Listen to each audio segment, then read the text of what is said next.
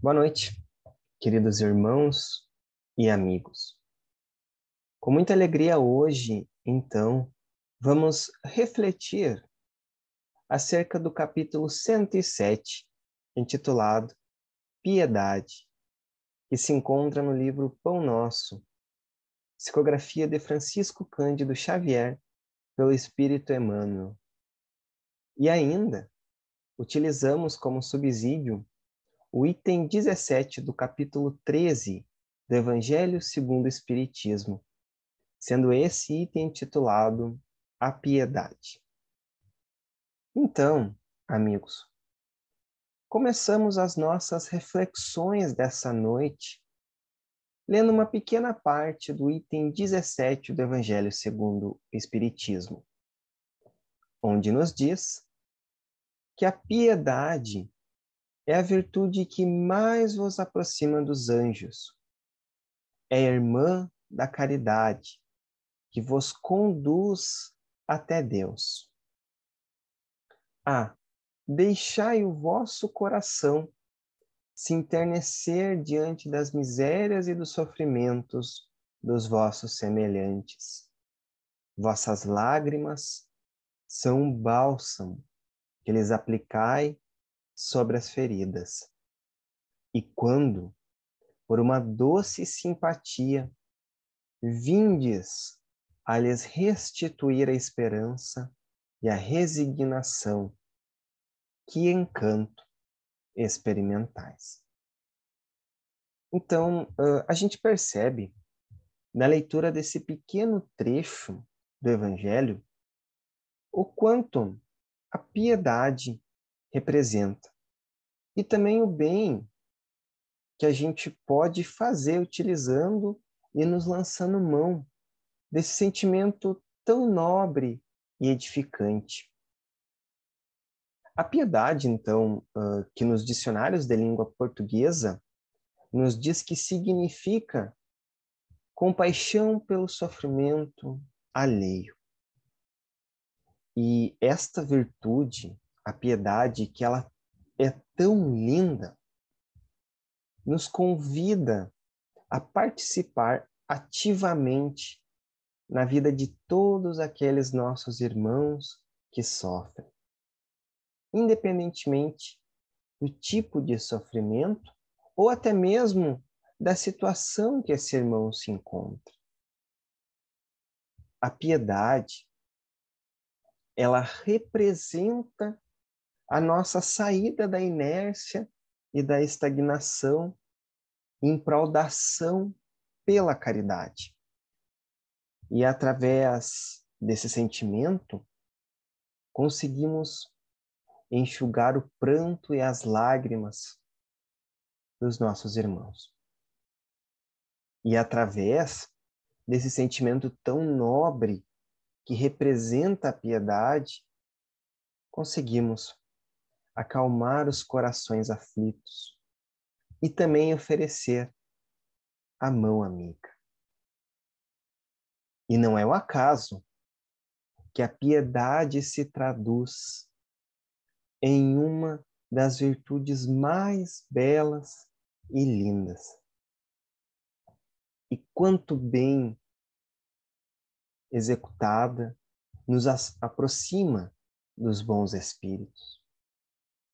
E ao mesmo tempo nos traz uma grande felicidade, mas aquela felicidade verdadeira e possível.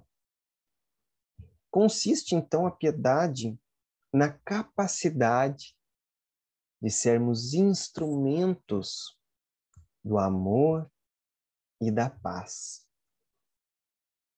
E através então da aplicação da piedade, a gente consegue enxugar as lágrimas dos nossos irmãos, trazer a paz, a esperança, também o amor aos corações que já estão cansados, que se encontram em aflição, que se encontram em desespero na caminhada terrena. A piedade, ela representa a brisa suave em um dia escaldante de verão.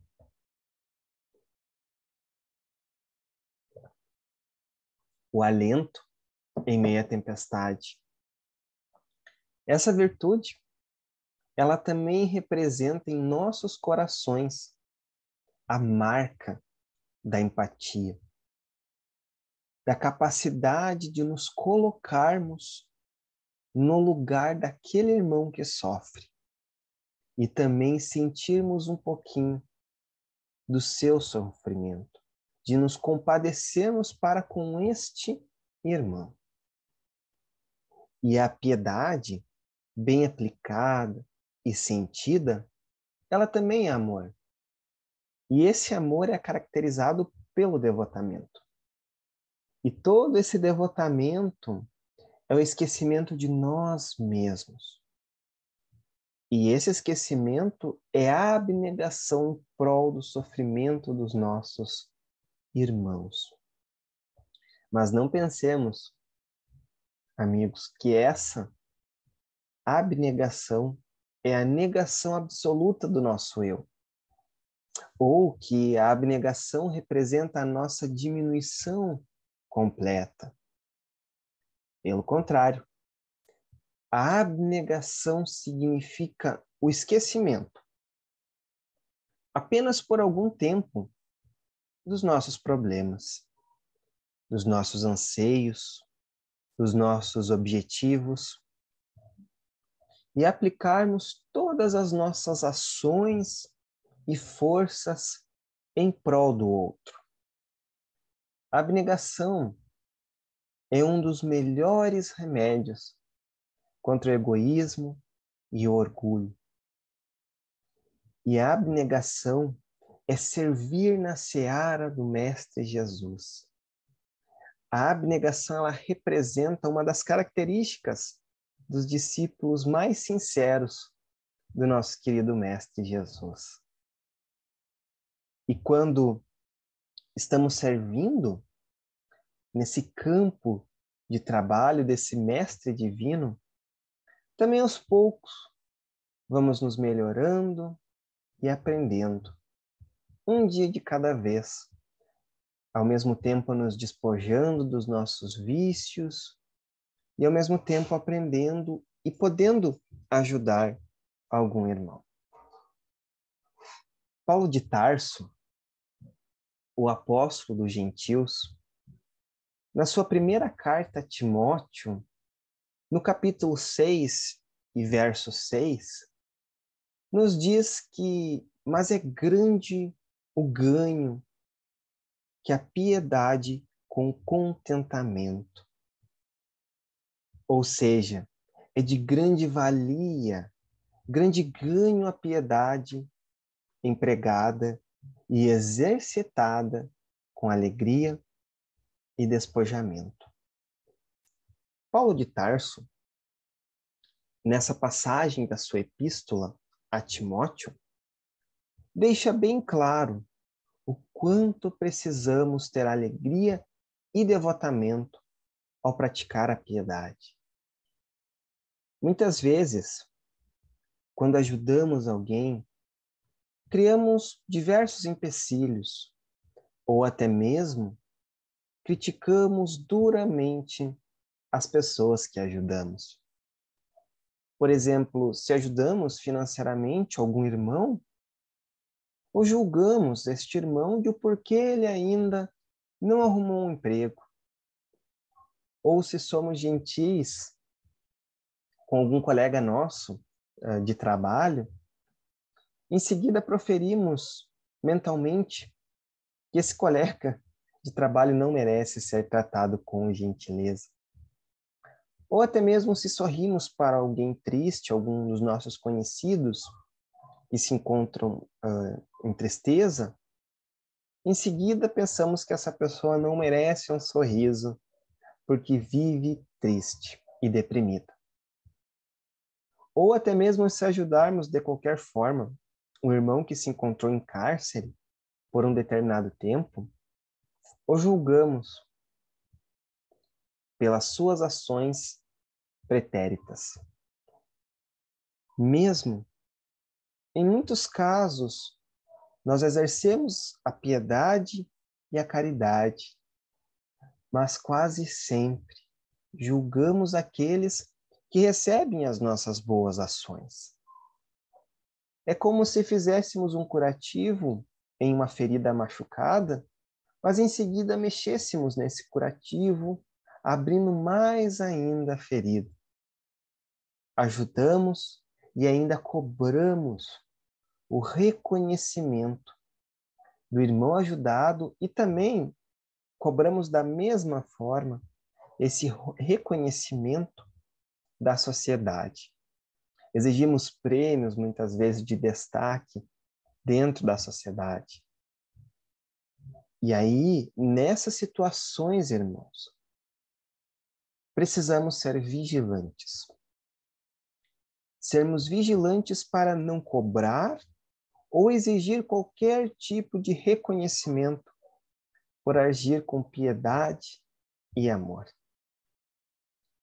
Precisamos, acima de tudo, aprender a ajudar sem cobrar e muito menos sem exigir algo do outro. A ajudar sem julgar. Oferecer a mão sem a intenção de ferir ou derrubar mais ainda o outro.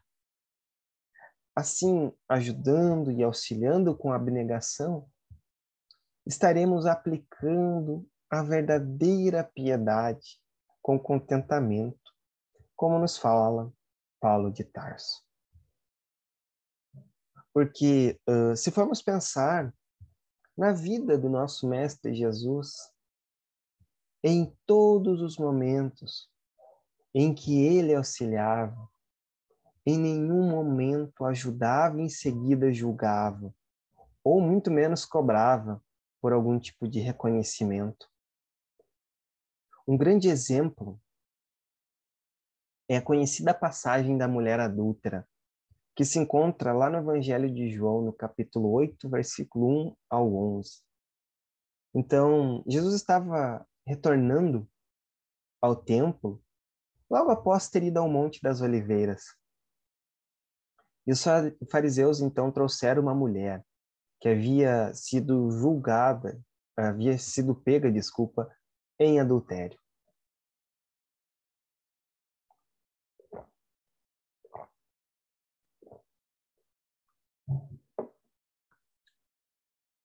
E então, segundo todas as leis mosaicas e judaicas daquela época, aquela mulher ela seria apedrejada.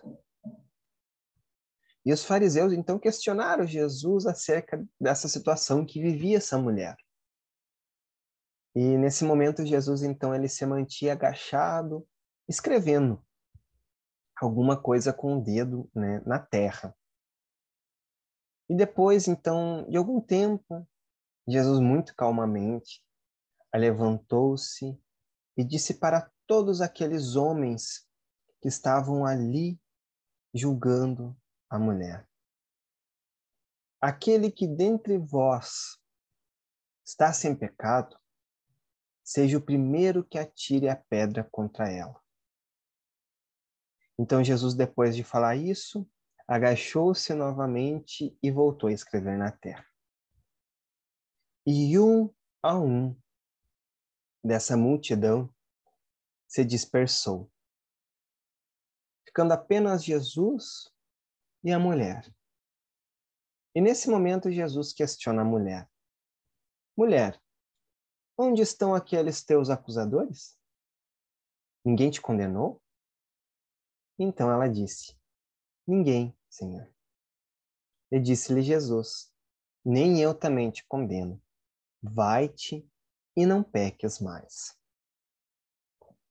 Então, irmãos, nessa passagem de Jesus, que representa apenas uma pequena parte de sua piedade, fica o grande exemplo de que podemos ajudar, mas sem a sombra do julgamento.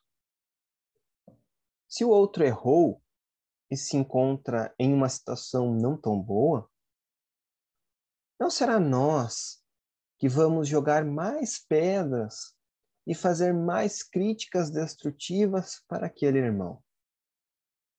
E quando ajudarmos alguém e surgir qualquer tipo desses pensamentos destrutivos, vamos nos esforçar para silenciar esses pensamentos deletérios e destrutivos.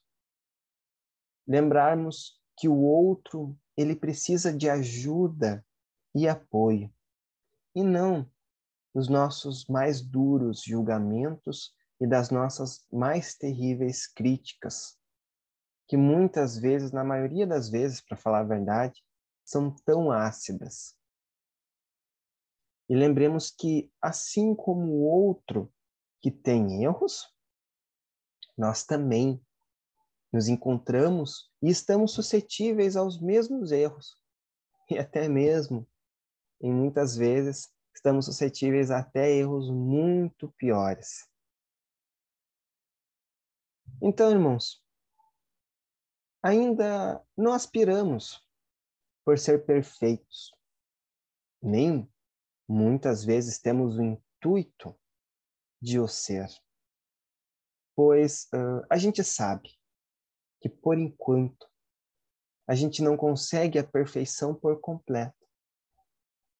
Mas a gente pode ser cada dia melhor.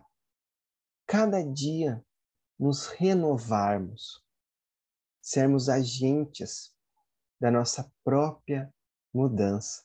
E aí a gente se lembra de uma frase, né, bem conhecida e que eu não me recordo bem a autoria, mas que para a gente mudar o mundo, a gente não precisa de grandes ações, mas basta que a gente nos mude e possa ser esse agente da mudança e tornar o mundo melhor através de nós, transformando o nosso mundo íntimo.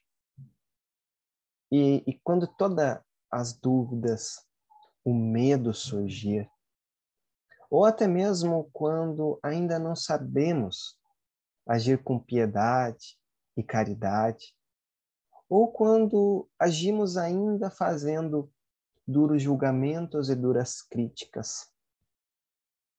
E é nesses momentos testes, que a gente precisa ir nas nossas fontes, na nossa fonte viva, que representa o Evangelho de Cristo. Buscar o exemplo sublime do nosso Mestre e nos questionarmos o que ele faria em caso de estar na mesma posição que a nossa, naquele exato momento. E com isso, busquemos auxiliar sem realizar julgamentos. Auxiliar sem a pretensão do reconhecimento do mundo. Enxugarmos a lágrima alheia sem o intuito de depois esmagar os nossos irmãos com as duras palavras de ódio e separações. Amar sem a pretensão de ser amado.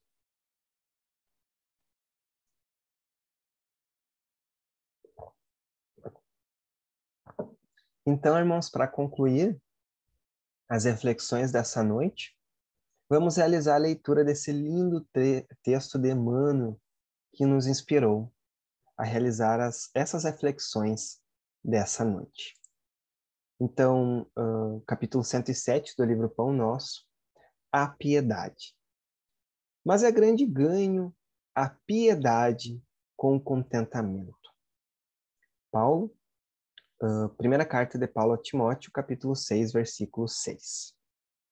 E Emmanuel nos diz: fala-se muito em piedade na terra. Todavia, quando assinalamos referências a semelhante virtude, dificilmente discernimos entre compaixão e humilhação. Ajudo, mas este homem é um viciado. Atenderei, entretanto, essa mulher é ignorante e má.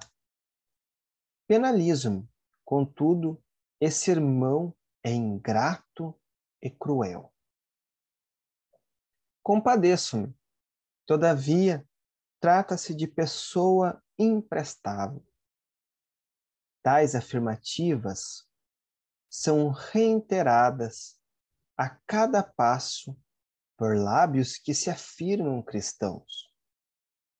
Realmente, de maneira geral, só encontramos na terra essa compaixão de voz macia e mãos espinhosas. Deita mel e veneno, balsamiza feridas e dilaceras, estende os braços e cobra dívidas de reconhecimento, socorre e espanca, ampara e desestimula. Oferece boas palavras e lança reptos hostis. Sacia a fome dos viajores da experiência com pães recheados de fel. A verdadeira piedade, no entanto, é filha legítima do amor.